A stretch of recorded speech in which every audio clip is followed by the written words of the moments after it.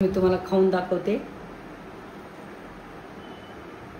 अरे वा, एकदम रामकृष्ण हरी मंडळी, आमची सह्याद्री यूट्यूब चॅनलमध्ये तुमचं सर्वांचं अगदी मनापासून स्वागत। तर चला, तर आता पाऊस रात्रभर असा बारीक बारीक पाऊस सुरू आहे आणि आता पण आभाळ खूप भरलेले आणि बाहेर पण पाऊस चालू आहे। बाहेर असा बारीक बारीक पाऊस सुरू आहे, रात्रभर सुरू आहे पाऊस आहे। आता सकाळच्या 10-10:30 वाजले असतील तरी पण असा पाऊस चालू आहे आणि आभाळ पण भरलेले।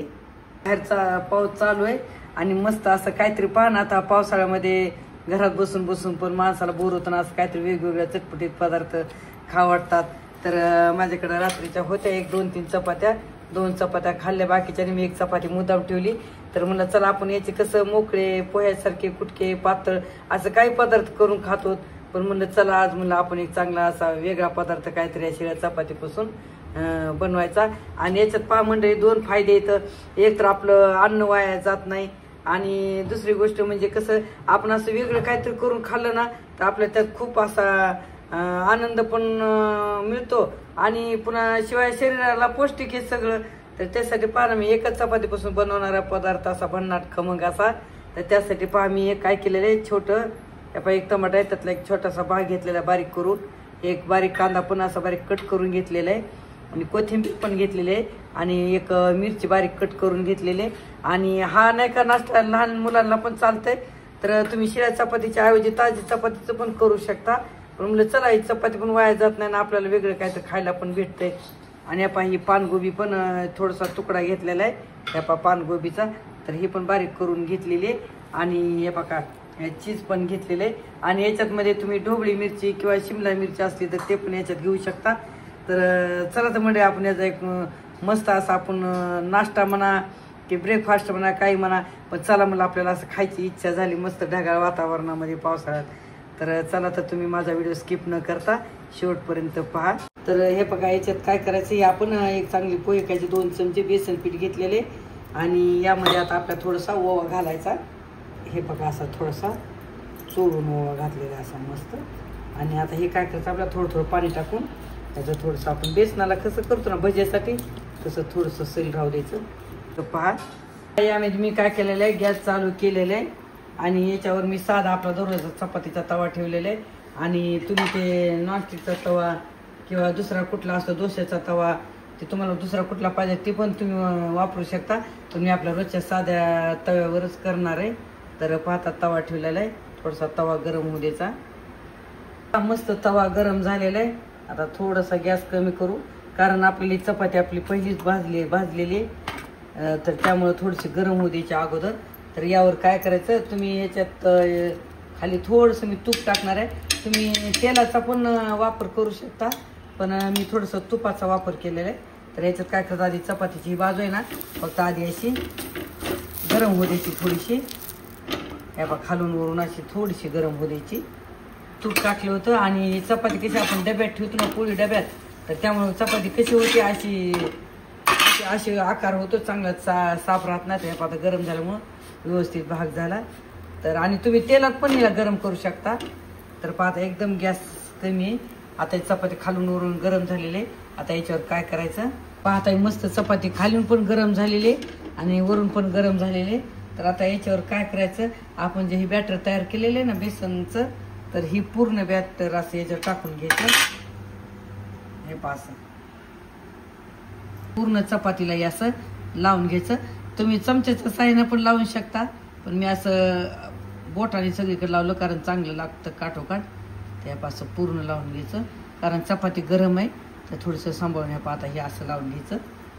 हे पाय आपण बेसन लावून घेतलं ना, आता तर त्यावर करायचं। आता हे जे कांदा आहे ना त्यापाई हे असा सगळीकडे टाक, हे टमाटर आहे ना छोटं कट केलं ते टमाटर टाकून घ्यायचं।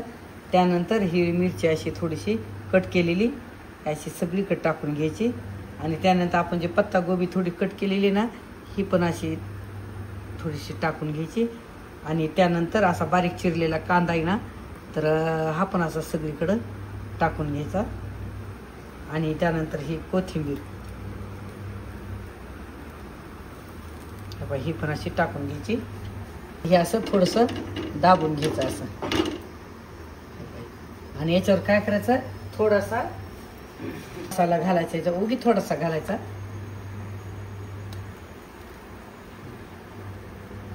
हे जे बटर जे आहे ना काय करायचं आता असं खिसून टाकायचं आपल्याकडे सगळीकडं. तुम्ही खिसून नाही टाकलं ना तरी ह्याला तुम्ही असं पण सोडू शकता. तर पाहिजे असं चीज पण याच्यावर टाकायचं. असं असं भरपूर असं चीज टाकायचं. खिसून टाकू शकता किंवा तुम्ही उलताना ना असं थोडंसं बोटाने पण टाकू शकता. तर पहा भरपूर असं चीज टाकलेले. तर पाहता हे काय केलेलं आहे मी हे टाकल्याच्या नंतर 2 मिनिटं राहू दिलेले. तर आता हे काय करायचं आता हे जे ना चपाती तर अशी पलटी मारायची. आता हे असं 2 मिनिटं राहू द्यायची. 2 मिनिट झालेले तर आता आपण हे तर पहा हे असं उलटलं कारण आपण कडने मी थोडंसं तूप सोडलं होतं त्यामुळे जास्त चिटकलेलं नाही काय नाही खाली आणि लगेच 2 मिनिटात हे झालं. तर पहा मस्त असे झालेले. आणि याच्यात मी थोडंसं मीठ पण भुरभुरलेलं आहे पण ते तुम्हाला दाखवायचं विसरून गेलं.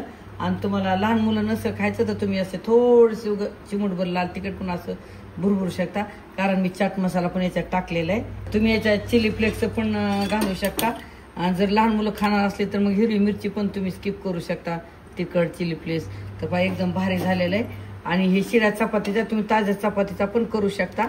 तर पहा मस्त असं झालेलं आहे कुरकुरीत तयार झालेलं आहे. कारण ह्याला वेळ लागलेला नाही कारण चपात्या अगोदरच भाजलेली असते त्यामुळे फक्त चपाती गरम करून हे केलेलं आहे. तर आपण मस्त असं झालेलं आहे. चला तर आपण आता याला काढून घेऊ. आता याला थोडं आता याला एक 5 मिनिट थोडंसं थंड होऊ द्यायचं. आणि मी याच्यावर काय करणार आहे बारीक शेव जी असते ना ती शेव पण थोडीशी भुरभुरणार आहे. तर तुम्ही आवडली तर तुम्ही टाकून नाही टाकली तरी चालते टाकली तरी छान चव वाढते.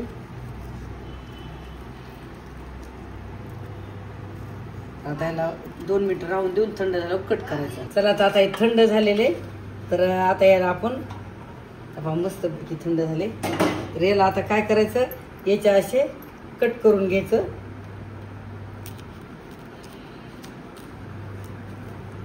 पाहता हे असे भाग कट केला आणि आपण पूर्ण असे कट केले तर हे पहा एकदम मस्त असं झालेले. आता मंडळी हे याला तुम्ही काय नाव देता ते द्या. आता मला त्याचं नाव पण सुचना पण मी शिळ्या चपातीपासून मस्त असा नाश्ता बनवलेला आहे आणि एकदम मस्त मंडळी झाला तयार मस्त नाश्ता. आता तुम्ही याला काय नाव देऊ शकता ते मला कमेंटमध्ये नक्की सांगा. पण मी तर ह्याला एक शिळ्या चपातीपासून बनवलेला पिझ्झा म्हणू शकेल कारण पिझ्झासारखं झालेलं आहे आणि एकदम असं मस्त झालेलं आहे खमंग. तर तुम्ही पण असं शिळ्या चपाती उरलेलं तर अशा पद्धतीने थोडंफार वेगळं करून पहा. तर एक तर अन्न वाया जात नाही आणि असं वेगळं काय तर करून खाण्यात पण खूप आनंद वाटतो मजा वाटते. तर पहा मस्त असं झालेलं आहे. आणि कसं वाटलं आमचं छोटीशी रेसिपी आजची शिळ्या चपातीची आवडल्यास आम्हाला कमेंट करून सांगा. आणि तुम्ही जर माझ्या चॅनलला नवीन असाल ना तर लाईक करा शेअर करा आणि न विसरता सबस्क्राईब करा. चला तर मी तुम्हाला खाऊन दाखवते. अरे वा एकदम मस्त असं झालेलं आहे. चला तर पुन्हा भेटू पुढच्या एका नवीन व्हिडिओमध्ये. धन्यवाद. रामकृष्ण हरी.